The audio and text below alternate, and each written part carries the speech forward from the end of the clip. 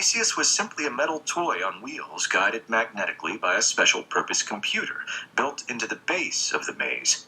When the mouse's cub or whiskers touched an aluminum wall of the maze, the mouse changed direction. One of Shannon's chess-playing machines was a 3-fingered robot arm that moved pieces on a real board. The machine made sarcastic comments when it took a piece. Shannon built a computer that calculated not in his own scheme of binary, but in Roman numerals. Shannon's ultimate machine was the size and shape of a cigar box. On the front panel was a toggle switch. The unsuspecting visitor was invited to flip the switch on. When that happened, the top slowly opened. A robot hand emerged, reached down, and flipped the switch off. The hand retreated, and the lid snapped shut. The Charles Addams-esque theme of disembodied limbs in boxes was a Shannon motif. In the kitchen was a mechanical finger. By pulling a cable in the basement, Claude could cause it to curl in summons to Betty. Another device was a simple, flexible metal arm that tossed a coin. It could be set to flip the coin through any desired number of rotations. This demonstrated a favorite theme of Shannon's, the relativity of random. In American culture, the coin toss is the paradigm of a random event. A coin toss decides who kicks off the Super Bowl. Looked at another way, a coin toss is not random at all. It is physics. An event is random only when no one cares to predict it, as Thorpe and Shannon intended to demonstrate with their roulette machine.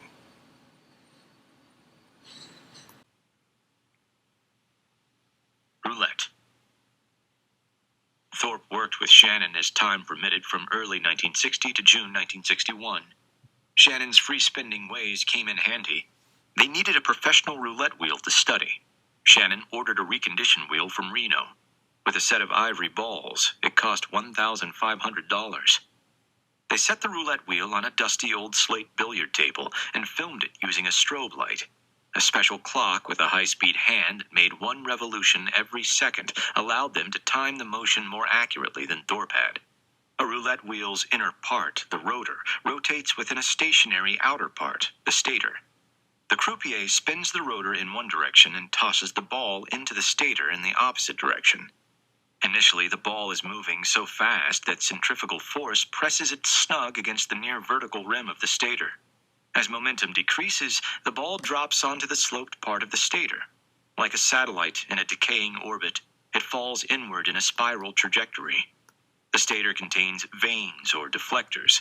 These are typically 8 diamond-shaped metal pieces arranged in a neat pattern. A spiraling ball that hits a deflector will often carom off in a different direction. About half the time, though, the ball slips between the deflectors or skips over one without much changing its trajectory. The ball then spirals down the inner part of the stator and skips over to the rotor. Since the rotor is spinning in a direction opposite to the movement of the ball, the friction increases.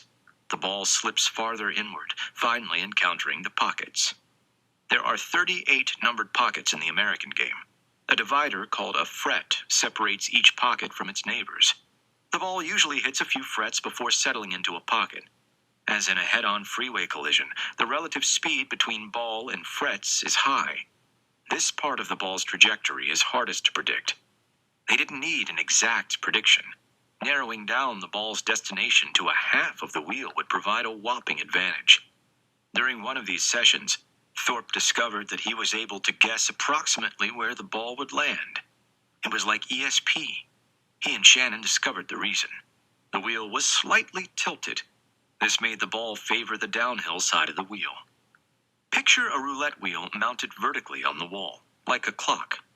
The ball would have to come to rest in the lowermost 6 o'clock position. You would need to predict only which pocket of the rotor would end up in the 6 o'clock position. It is easier to predict one moving object than 2, and the motion of the spinning rotor is much simpler than that of the skittering ball. The effect was, of course, much subtler with a slightly tilted wheel. Shannon and Thorpe put roulette chips under the wheel to experiment with different degrees of tilt. They concluded that a tilt amounting to half the chip's thickness would give them a substantial advantage. They joked about slipping a chip under the wheel in the casinos. Shannon proposed slipping a sliver of ice under the casino's wheel. It would destroy the evidence as it melted. The device they built was the size of a cigarette pack. It contained 12 transistors and slipped into a pocket.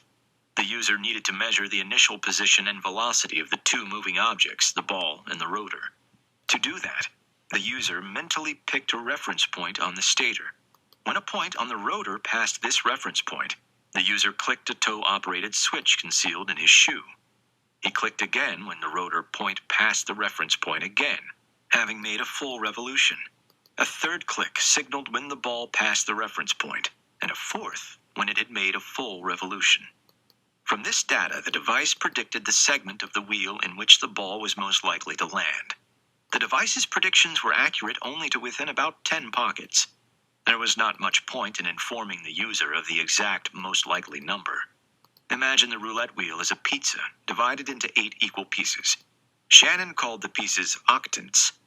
The device assigned a distinct musical tone to each octant and communicated its prediction via a concealed earphone.